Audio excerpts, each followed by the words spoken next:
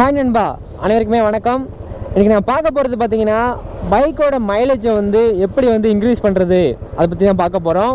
நம்ம சொல்ல போகிற டிப்ஸ்லாம் பார்த்தீங்கன்னா கிளாசிக் 350க்கு மட்டும் கிடையாது, எல்லா பைக்குக்குமே பார்த்தீங்கன்னா காமனான ஒன்று தான். ஸோ எல்லாருமே பார்த்தீங்கன்னா அந்த வீடியோவை பார்க்கலாம். ஸோ முதல் டிப்ஸ் பார்த்தீங்கன்னா பைக்கை சடனாக ஆக்சிலேட்டர் பண்ணுறது. நிறைய பேர் பார்த்தீங்கன்னா டக்குன்னு முறுக்கிட்டு போவாங்க. ஸோ அப்படிலாம் போகவே கூடாது. சடனாக முறுக்கிட்டு போகிறோம் அப்படின்னா கண்டிப்பாக மைலேஜ் ட்ராப் ஆகும், மைலேஜ் அடி வாங்கும். ஸோ மெதுவாக ஆரம்பித்து நம்ம வேகமாக போகலாம், பிரச்சனையே கிடையாது. ஸ்டார்டிங்லேயே பார்த்தீங்கன்னா செகண்ட் கியரில் சில பேர் 50-60ன்னு போயிடுவாங்க. ஸோ அப்படிலாம் போகவே கூடாது. அப்படி போனோம் அப்படின்னா கண்டிப்பாக பார்த்தீங்கன்னா மைலேஜ் ட்ராப் ஆகும்.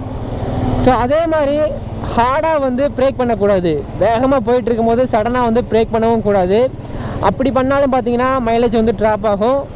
மைலேஜ் மட்டும் கிடையாது, பிரேக் பேடும் பார்த்தீங்கன்னா டேமேஜ் ஆகும், மைலேஜும் பார்த்தீங்கன்னா குறையும்.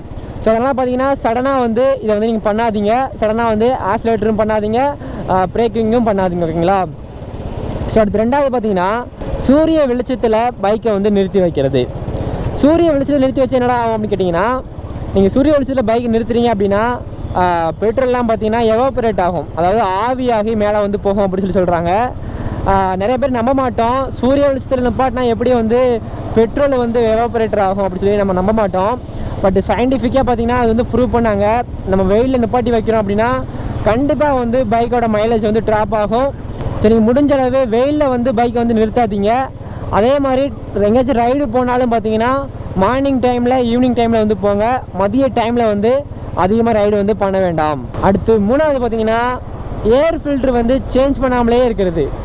ஏர் ஃபில்ட்ரு நம்ம சேஞ்ச் பண்ணால் தான் பார்த்தீங்கன்னா இன்ஜினோட பெர்ஃபார்மன்ஸ் கரெக்டாக இருக்கும். ஏர் ஃபில்ட்ரு எதுக்காக கொடுத்துருக்காங்க அப்படின்னா இன்ஜினில் சுத்தமான காற்றை அனுப்புறதுக்காக தான் கொடுக்குறாங்க. ஸோ நம்ம ஏர் ஃபில்ட்ரை கரெக்டாக சுத்தம் செய்யாமல் இருந்தோம் அப்படின்னா கண்டிப்பாக பார்த்தீங்கன்னா இன்ஜினோட பெர்ஃபார்மன்ஸ் கண்டிப்பாக குறையும். ஸோ அதே மாதிரி பார்த்தீங்கன்னா ஹீட்டிங்கும் பார்த்தீங்கன்னா அதிகமாகும், அதே மாதிரி மைலேஜும் ட்ராப் ஆகும். ஸோ ஏர் ஃபில்டரை பார்த்தீங்கன்னா நீங்களே கூட க்ளீன் பண்ணிக்கலாம், ரொம்ப ஈஸியான விஷயம் தான். இல்லைனா சர்வீஸ் சென்டர்லேயும் கரெக்டாக கொடுத்து அதை க்ளீன் பண்ணிக்கோங்க. அடுத்து நாலாவது கிளச்சை இப்படி பிடிச்சிட்டே ஓட்டுறது. கையை வச்சுட்டு ஓட்டுறது பிரச்சனை கிடையாது. நிறைய பேர் பார்த்தீங்கன்னா அவங்கள அறியாமலேயே கொஞ்சம் புஷ் பண்ண மாதிரியே ஓட்டிடுவாங்க. ஸோ அதே மாதிரி பிரேக் இருக்கு இல்லையா, கால் பிரேக்கு, ஸோ அதுலேயுமே காலை வச்சு தான் எப்போயுமே ஓட்ட முடியும். அப்படி ஓட்டும் போது பார்த்தீங்கன்னா அதையும் நமக்கு தெரியாமலேயே கொஞ்சம் அமுக்குன மாதிரி ஓட்டிடுவாங்க. ஸோ இப்படி நம்ம ஓட்டினோம் அப்படின்னா இதனாலேயும் பார்த்தீங்கன்னா மைலேஜ் ட்ராப் ஆகும். ஸோ நீங்கள் கவனமாக பார்த்தீங்கன்னா பைக்கை ஓட்டுங்க. ஸோ கிளச்லேயும் சரி, பிரேக்லேயும் சரி, காலையும் கையும் வச்சுட்டு ஓட்டலாம், தப்பு கிடையாது, சேஃப்டியும் கூட. பட் கொஞ்சம் புஷ் பண்ண மாதிரி அதை பிடிச்சிட்டு ஓட்ட வேண்டாம், மைலேஜ் ட்ராப் ஆகும். அடுத்து சர்வீஸ் மெயின்டெனன்ஸ். கரெக்டாக பார்த்தீங்கன்னா பைக்கை சர்வீஸ் விடணும். அதாவது 500 கிலோமீட்டரில் சர்வீஸ் விடுங்க சொல்லியிருந்தாங்க அப்படின்னா நம்ம அசால்ட்டாக ஒரு 600லையோ 700லையோ போய் விடக்கூடாது. கரெக்டாக பார்த்தீங்கன்னா 500 விட சொல்லியிருக்காங்களா, ஒரு 550க்குள்ளேயே விட்டுறணும். அப்படி விட்டால் தான் பார்த்தீங்கன்னா மைலேஜ் கரெக்டாக இருக்கும். ஏதாவது சின்ன சின்ன பிரச்சனைகள் இருக்கும் தெரியுமா, அதெல்லாம் பார்த்தீங்கன்னா சரி பண்ணி கொடுப்பாங்க. ஸோ அதே மாதிரி சர்வீஸ் நம்ம கரெக்டாக விடாமல் இருந்தோம் அப்படின்னா மைலேஜ் மட்டும் ட்ராப் ஆகாது, பைக்குக்கே பார்த்தீங்கன்னா மிகப்பெரிய பிரச்சனை தான். ஸோ சர்வீஸ் கரெக்டாக நீங்கள் விட்டுட்டு மெயின்டைன் பண்ணிவிட்டு வந்துடுங்க. அடுத்து ஆறாவது பார்த்தீங்கன்னா டயர் ப்ரெஷர் கரெக்டாக செக் பண்ணிக்கணும்.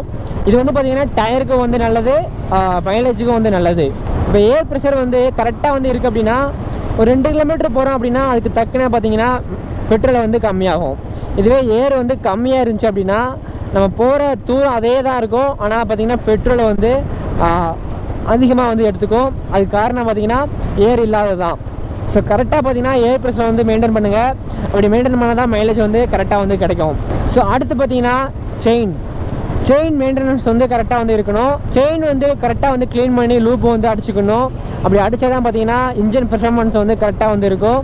செயினோட ரொட்டேட்டிங் ஸ்பீடில் ஏதாச்சும் சேஞ்சஸ் ஆச்சு அப்படின்னா இன்ஜின்லேயும் பார்த்தீங்கன்னா பிரச்சனை வந்துடும் இல்லையா.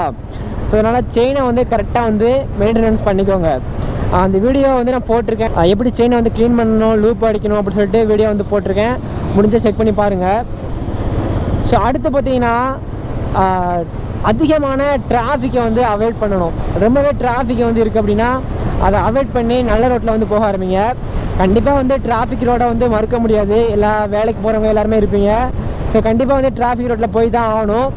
பட் டெய்லி டிராஃபிக் ரோட்லேயே போயிட்டுருக்கக்கூடாது. இப்போ வந்து ஒரு அத்லெட் எடுத்துக்கிட்டிங்க அப்படின்னா ஒரு நாளைக்கு ஸ்பீடு ஓடுறாங்க அப்படின்னா மறுநாள் பார்த்தீங்கன்னா ரிக்கவரி ரன் ஓடுவாங்க. அதுக்கு காரணம் பார்த்தீங்கன்னா மசில்ஸ்லாம் பார்த்தீங்கன்னா ரொம்பவே டைட்டாக இருக்கும். அவங்க ஸ்பீடே ஓடிட்டே இருந்தாங்க அப்படின்னா அவங்களால தொடர்ந்து ஓட முடியாது இல்லையா? ஸோ அதனால் பார்த்தீங்கன்னா பைக்கும் அதே மாதிரி தான். நீங்கள் வந்து டிராஃபிக்லேயே அதிகம் வந்து ஓட்டுறீங்க அப்படின்னா ஒரு நாள் பார்த்தீங்கன்னா கொஞ்சம் ஸ்மூத்தாக கொஞ்சம் டிராஃபிக் இல்லாத இடத்துல வந்து பைக்கை வந்து ஓட்டி பழகுங்க. ஸோ அடுத்து பார்த்தீங்கன்னா ஃபியூயல் ஃபில்டரை வந்து கரெக்டாக வந்து க்ளீன் பண்ணணும். அதே மாதிரி ஃபியூயல் பைப்பையும் கரெக்டாக வந்து க்ளீன் பண்ணணும். ஸோ ரெண்டுமே கரெக்டாக வந்து க்ளீனாக வச்சுக்கணும். ஏன்னா ஃபியூயல் பைப்லலாம் பார்த்தீங்கன்னா நிறைய தூசி டஸ்ட்லாம் வந்து கண்டிப்பாக வந்து இருக்கும். ஸோ கண்டிப்பாக பார்த்தீங்கன்னா அதை வந்து நீங்கள் க்ளீன் பண்ணிகிட்டே இருக்கணும். உங்களால் வந்து க்ளீன் பண்ண முடியாதுன்னு நினைக்கிறேன். சர்வீஸ் சென்டர்லாம் போய்ட்டு விடணும். உங்கள் பைக்கில் வந்து மைலேஜ் வந்து கம்மியாக தருது அப்படின்னா அந்த ஃபியூயல் பைப்பை வந்து ஒரு வாட்டி செக் பண்ணி பார்த்துருங்க. அது வந்து தூசி டஸ்ட்லாம் இருக்கிறதுக்கான வாய்ப்புகள் வந்து கண்டிப்பாக வந்து இருக்குது. எனக்கு ஒரு தொண்டு தண்ணி வற்றி போச்சு. இதோட 2வது வீடியோ எடுத்துகிட்டு இருக்கேன். ஸோ அடுத்து பார்த்தீங்கன்னா ஒரே ஃபியூயலை வந்து யூஸ் பண்ணணும். மாற்றி மாற்றி வந்து பெட்ரோலை வந்து யூஸ் பண்ணக்கூடாது.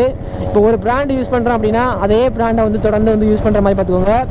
எல்லா இடத்துலையுமே யூஸ் பண்ணிகிட்டு இருக்க முடியாது. பட் மேக்ஸிமம் ஒரே பிராண்டை வந்து யூஸ் பண்ணுங்கள். ஓகேங்களா? ஸோ அடுத்து பார்த்தீங்கன்னா ஓவர் ஸ்பீடாக வந்து போகிறது. பைக்கில் ஓவர் ஸ்பீடாக போனாலும் பார்த்தீங்கன்னா மைலேஜ் வந்து கம்மியாக தான் ஆகும். பட் நம்ம ஹைவேலாம் போகும்போது பார்த்தீங்கன்னா கண்டிப்பாக ஸ்பீடாக போய் தான் ஆகணும். வேறு வழியே கிடையாது. நம்ம ரொம்ப தூரம் போனோம் அப்படின்னா ஸ்பீடாக போய் தான் ஆகணும் இல்லையா? ஆனால் ஒரே ஸ்பீடை வந்து நீங்கள் மெயின்டைன் பண்ணுங்கள். ஒரு 80 போகிறீங்க 70 போகிறீங்க அப்படின்னா அந்த ஸ்பீடையே பார்த்தீங்கன்னா அந்த ட்ராவலில் வந்து அந்த ரயிலில் வந்து நீங்கள் வந்து மெயின்டைன் பண்ணிட்டே போங்க. ஸோ அதுவும் பார்த்தீங்கன்னா மைலேஜ் வந்து ட்ராப் ஆக விடாது. கரெக்டாக வந்து மெயின்டைன் பண்ணும். ஓகேங்களா? ஸோ ஸ்பீடாக போனாலும் பரவாயில்ல, அந்த ஒரே ஸ்பீடை வந்து நீங்கள் வந்து மெயின்டைன் பண்ணிட்டு போய்கிட்டே வந்து இருங்க. ஸோ ஒரு 12 டிப்ஸ் வந்து சொல்லியிருக்கேன்னு நினைக்கிறேன். ஸோ ரொம்ப யூஸ்ஃபுல்லாக இருக்கும் உங்களுக்கு. இந்த டிப்ஸ்லாம் வந்து யூஸ் பண்ணிக்கோங்க. கரெக்டாக வந்து மைலேஜை வந்து கரெக்டாக வந்து மெயின்டைன் பண்ணலாம். ஸோ அந்த வீடியோ பார்த்து அனைவருக்கும் நன்றிகள் நண்பா. நான் அப்படி இருந்து வீட்டுக்கு போகிறேன். வணக்கம். ஜெய்ஹிந்த்.